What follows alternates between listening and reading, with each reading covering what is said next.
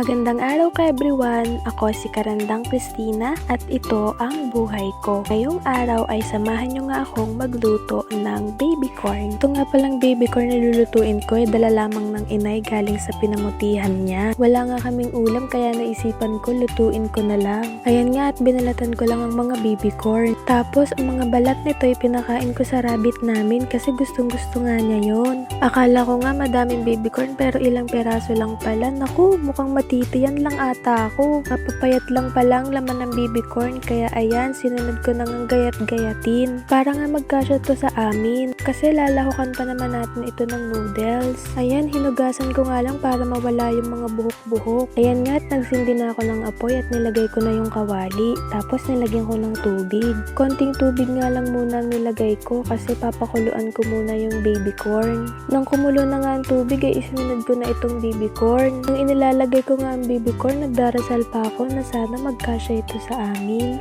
Siguro kasya naman to kasi dalawang noodles naman yung pinabili ko. Tapos dinagdagan ko nga pala ito ng tubig para maraming sabaw. Ayan, hinalo-halo ko lang at tinakluban ko ng konti para maluto yung noodles at sinunod ko na nga itong mga flavors. Feeling ko nga ang galing-galing ko nang magluto dyan. Charis! Alam nyo ka everyone, mahilig talaga ako sa noodles kaya sabi ko nga naku baka maubusan ko sila pero syempre pipigilan natin. Gusto ko nga sa luto ng noodles yung medyo labog para mataba. Syempre kapag mataba marami, 'di ba? Ayan nga tinikman ko pa, kala mo naman talaga may ibang flavor. Huy! At ito pasok naman siya sa panlasa ko. Ako kaya pasok sa puso mo.